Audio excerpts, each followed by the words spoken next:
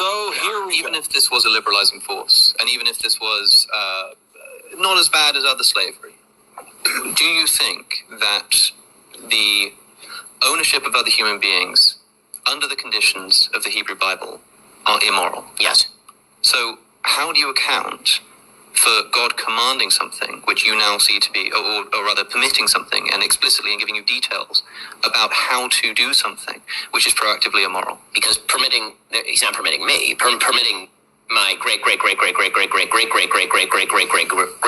do something immoral. To do something immoral. That in the time was not considered immoral. It wasn't considered immoral, right. But was it immoral? By today's standards that were developed by the Judeo-Christian tradition, sure. By today's standards developed under the Judeo-Christian tradition, immoral. So which, by the way, you're living off that. You're again not relativistic. Well, it's not relativistic to say that a thing that is wrong today is considered wrong today because of a tradition that developed over time. The question I'm asking is not, was it considered right or wrong at the time of biblical slavery? Wrong. Was it wrong?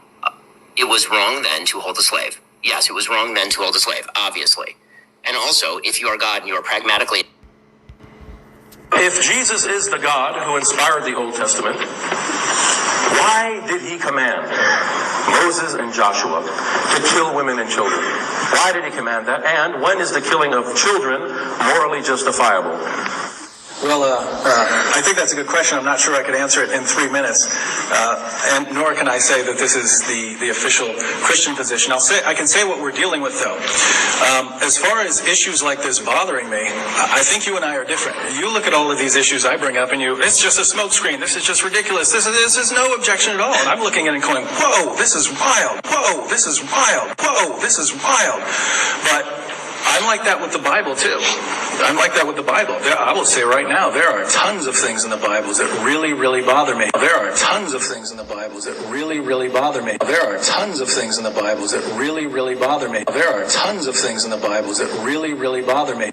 And the difference is, I think Christianity can actually deal with these problems. I don't think that Islam can. And I think people have seen that tonight because you've had an opportunity to answer and you keep pointing deal with these problems. I don't think that Islam can. And I think people have seen that tonight because you've had an opportunity to answer and you keep pointing the finger at Christianity.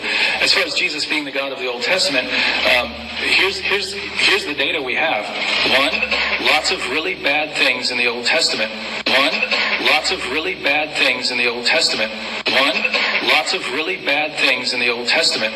One, lots of really bad things in the Old Testament. And then two, Jesus coming along and saying, you have heard that it was said eye for eye, tooth for tooth, Old Testament. But now I tell you, love your neighbor, turn your other cheek, things of this nature. Pray for those who persecute you. So we see, yes, we do see a huge change, and the question is why this change? And I would say, and this is. Imagine, folks, his biblical God, the perfect God in the Old Testament, preached terrorism, preached killing babies and holding slaves, but now he doesn't want to do that anymore. If he was a perfect God, why did he allow it from the beginning? David Wood doesn't have an answer to that. So if you're a human being, you can make a mistake. You don't know what your moral judgment is because as human beings, we're not perfect. We can make errors. We can make mistakes. We can have a wrong judgment. The fact that God changed his attitude proves that this God is not all-knowing and he doesn't know anything about judgment, and he is morally bankrupt because he's just like human beings. It's like David Wood saying, yes, my God made an error, but now he's come to rectify his error. Does that make sense?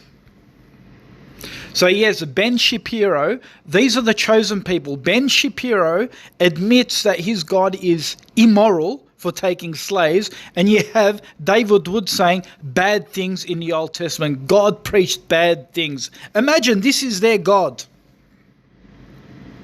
And they want to criticize Islam.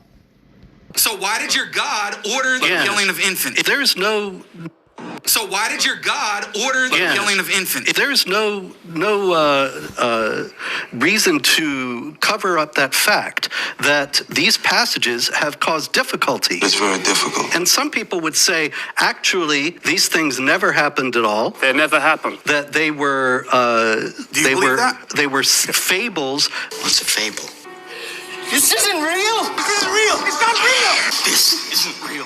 You understand? I mean, they're fantasy. We have the seeds of the destruction of Christianity right in this podcast. When you look at the way that Robert and Rashid describe the Bible, they describe it as a book of fables, and it can continue to evolve. Can you even call them Christians? With traditional Christians that actually care about the Bible and just don't call it a book of fables. Emotional damage. Spencer said the Bible's fables and anything goes. You're just lying. Huh? They were fables. These things never happened at all. So why did your God order the killing of infants? There's no reason to cover up that fact that these passages have caused difficulty. It's very